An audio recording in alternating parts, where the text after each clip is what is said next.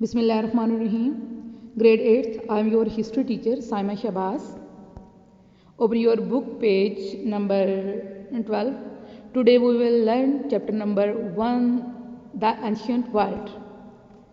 In our previous lectures, we learnt age of exploration, about famous explorers, impact of voyage of discoveries, Renaissance, age of enlightenments, industrial revolution, new inventions leading to the industrial revolution.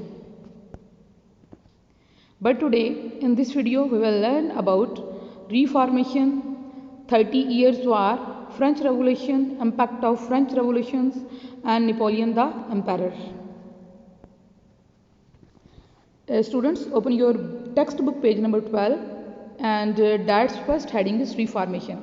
In 15th century, the scientific and cultural changes during the Renaissance period encouraged Europeans to question the authority of Catholic Church. This was called the Reformation. Reformation was primarily led by John Calvin and Martin Luther in 16th century, who then founded the Protestant faction in Christianity. जी, तो जो reformation है, पहले तो मैं इसको explain करना चाहूँगी. What is reformation? Form mean banana, and reformation है किसी बनी चीज़ को नए तरीके से बनाना या उसमें इम्प्रूवमेंट लाना. It's called reformation. तो 15th सेंचुरी में रिफॉर्मेशन हुई यूरोपियन सोसाइटी में, जिसकी बुनियाद रखी जॉन कैल्विन और उसके बाद मार्टिन लूथर ने. तो इन्होंने क्या किया, बहुत सी साइंटिफिक और कल्चरल चेंजेस को सामने रखते हुए जो कैथोलिक चर्च था उससे क्वेश्चनिंग करने की कोशिश की. तो जो है चर्च में ये होता था कि चर्च के एक उस वक़्त के चर्च ना सिर्फ उसने सारा मजहबी कंट्रोल अपने हाथ में लिया हुआ था, बल्कि गवर्नमेंट का जो सारा कंट्रोल था, गवर्नमेंट को संभालना, वो भी चर्च ने अपने हैंड लिया हुआ था. तो लेकिन अब लोग जो है वो नई नई साइंटिफिक और कल्चरल चेंजेस को सामने लाना चाह रहे थे. तो अब हुआ क्या कि जो चर्च था वो किसी भी साइंटिफिक चेंजेस को एक्सेप्ट करने को तैयार नहीं था. यानी कि उनका कहना यह था कि जो हमारे मज़हब में जो जो चीज़ें चली आ रही हैं हमारे अबाजदाद से, हम उन्हीं को सही मानते हैं. जो नई चेंजेस ले दिखाता, जो नई साइंटिफिक रिसर्च सामने लाता, उसको पनिश किया जाता. फॉर एग्ज़ाम्पल उसकी एक ये एग्ज़ाम्पल है कि जैसे लोग पहले मानते थे कि जो अर्थ का सेंटर है, यूनिवर्स का सेंटर अर्थ है और बाकी चीज़ें अर्थ के गिर्द रिवॉल्व करती हैं.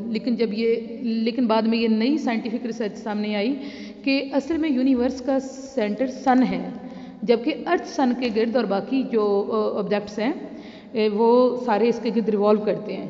तो जो चर्च था वो इस बात को मानने को तैयार नहीं था और इस बात पे साइंटिस्ट को जो है वो पनिश किया जाता. तो जो अभी हुआ, the Reformation ended the absolute authority of the church imposed by medieval Christianity. Historians believed it to be the beginning of the modern era. It was the religious movement arising out of the revolt against the Pope's supremacy. Its impact was seen in literature, science and medicine. यानी कि एक नए दौर का आगाज़ शुरू किया John Calvin और मार्टिन लूथर ने. इन्होंने जो है वो चर्च से सवालात शुरू किए और इन्होंने नई नई साइंटिफिक रिसर्च को सामने लाने के लिए चर्च के ख़िलाफ़ एहतजाज किया और बहुत से लोगों ने इनका साथ दिया. तो उससे क्या सामने आया कि क्रिश्चियन मज़हब में एक नया फ़िरका जो है वो सामने आया, जिसका नाम पड़ा प्रोटेस्टेंट. यानी कि जिन लोगों ने मार्टिन लूथर और जॉन कैल्विन का साथ दिया चर्च के ख़िलाफ़, तो जो है वो प्रोटेस्टेंट कहलाने लगे. तो बाकी चर्च का साथ देने वाले जो है कैथोलिक कहलाने लगे. तो अब हुआ क्या, इस तरह इनकी कोशिशों से जो चर्च की अथॉरिटी है वो कम हो गई. यानी चर्च की अथॉरिटी सिर्फ मजहबी कंट्रोल तक, मजहबी इबादत तक महदूद होकर रह गई और एक हुकूमत जो है, हुकूमत का कंट्रोल उनके हाथों से चला गया और एक डेमोक्रेटिक हुकूमत जो है वो वजूद में आई. तो इसकी बुनियाद रखने वाले जो थे वो जॉन कैल्विन और मार्टिन लूथर थे. और ना सिर्फ हुकूमत का जो कंट्रोल है वो डेमोक्रेटिक हुआ, यानी अवामी हुकूमत हुई, बल्कि इसके इम्पैक्ट साइंस और लिटरेचर और मेडिसिन पे भी बहुत मुस्बत पड़े.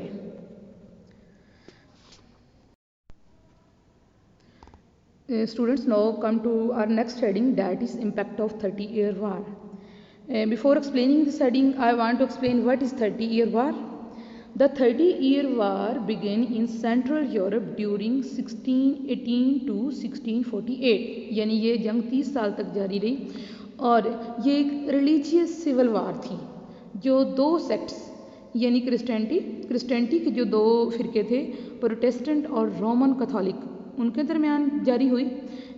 यानी कि एक तो रोमन कैथोलिक थे और दूसरा प्रोटेस्टेंट वो थे जो जॉन कैल्विन और उनके साथी जो हैं उन्होंने शुरू की, और प्रोटेस्टेंट जो उनके साथी थे, और ये it resulted in 8 million deaths.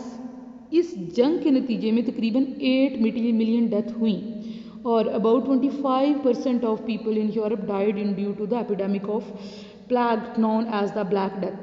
भी ना सिर्फ जंग में 8 मिलियन जो है वो लोग मारे गए, बल्कि एक कोड यानी जिज़ाम का एक जो है वो एपिडेमिक मर्ज आया जिसकी वजह से तकरीबन 25% लोगों की डेथ हुई। और जब इस जंग का एंड हुआ तो क्या हुआ? Industrial production declined across Europe and inflation and diseases were widespread after this war. Now come to the heading, the impact of 30 years war.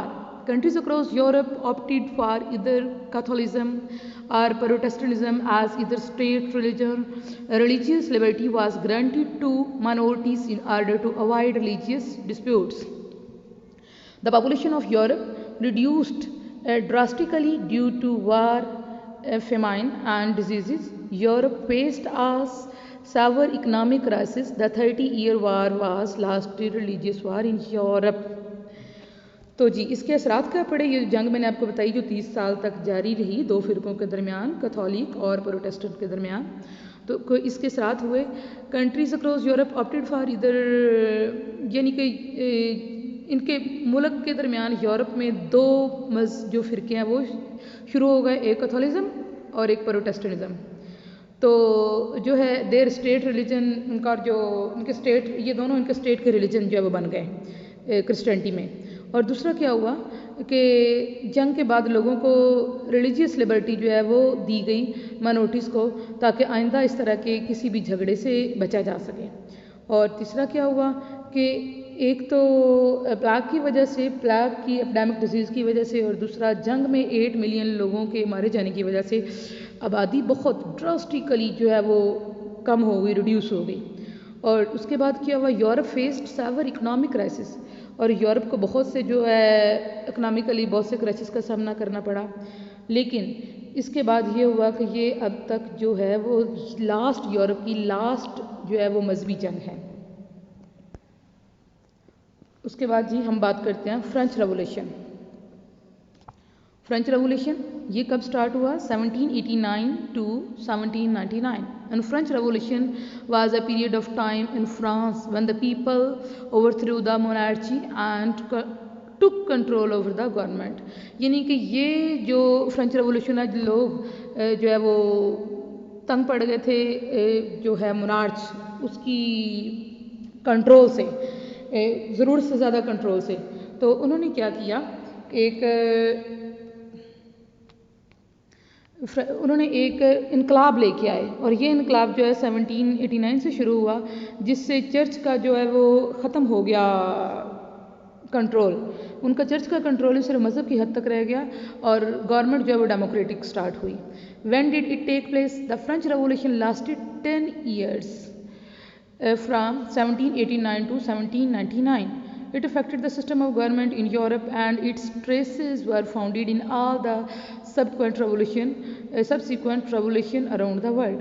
कि ये जो सिस्टम है गवर्नमेंट का यूरोप में, ये फ्रेंच रेवोल्यूशन जो है ये 10 साल तक जारी रहा और इसने गवर्नमेंट के तमाम सिस्टम को अफेक्ट किया और पूरी दुनिया में इसके इफेक्ट नज़र आए। अगर हम देखें तो ये फ्रेंच रेवोल्यूशन जो है ये इसकी बुनियाद क्या बनी, तो अब हम बात करते हैं कि फ्रेंच रेवोल्यूशन की बुनियाद क्या बनी। During 18th century resentment against the nobles and church increased in France and the Pope and kings lived luxurious life and paid no taxes while the common people suffered from poverty। कि होता ये था कि जो church है उसको लोग बेचारे टैक्स भी देते, जो वहाँ के लोकल किंग थे, लोकल स्टेट के जो सरदार बने हुए थे उनको भी लोग टैक्स देते। तो लोग गुर्बत की ज़िंदगी गुजार रहे थे, बल्कि जो किंग था वो बहुत लग्जरियस लाइफ गुजार रहा था, लोग उसको टैक्स पे करते। और French people had to pay tax to church, their local lord को भी पे करना पड़ता था। और फिर क्या हुआ, the educated professionals such as lawyers and merchants began to feel that this treatment was unfair and there was a need to be revolution to change the existing laws of society। तो बहुत से पढ़े लिखे लोगों ने feel किया कि यहाँ पे कोई नया चेंज आना चाहिए, कोई रेवोल्यूशन आना चाहिए जो इस घिसे पिटे निज़ाम को चेंज कर सके। तो इसके नतीजे में फ्रेंच रेवोल्यूशन जो है, जो 1789 से शुरू हुआ और 1799 पे एंड हुआ।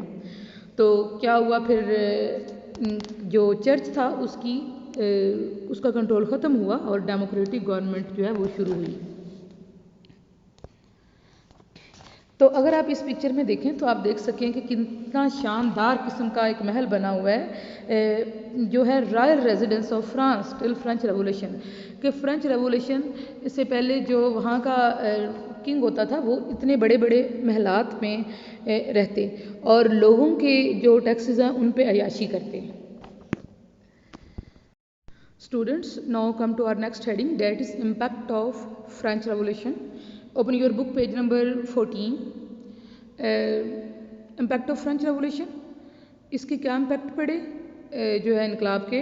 Monarchy is gone, old feudal customs are gone, slavery in French colonies abolished, France becomes democratic country, the directory 2 hours legislature and committee of 5 directors inefficient, quarrelsome, it does not really work, France has large experienced army, rising young stars in that are Napoleon Bonaparte।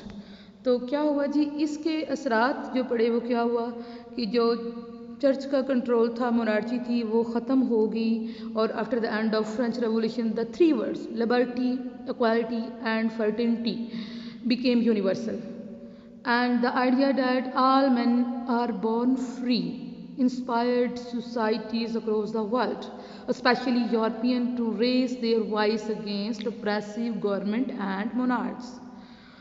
France become democratic country and वहाँ पे एक बहुत बड़ी फ़ौज बनी, एक अवामी हुकूमत वहाँ पे शुरू हुई। लोग जो है वो लोगों ने आज़ादी का सांस लेना शुरू किया और एक बहुत बड़ा इनकलाब आया यूरोपियन माशरे में।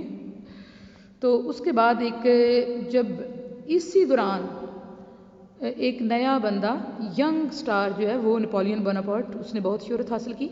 Now come to the next heading, that is Napoleon the empire.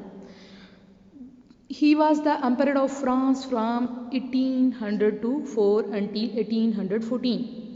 He was a military leader who became popular during the French Revolution. He was famous for his military tactics. The great powers of Britain, Russia and Sweden allied against Napoleon and defeated him. In 1815, he convinced many of his soldiers to join him at Waterloo in Belgium, where he met a decisive defeat. The British exiled him to the island of St. Helena, where he died in 1821. तो student, अब हम पढ़ते हैं Napoleon Bonaparte के बारे में कि ये कौन था।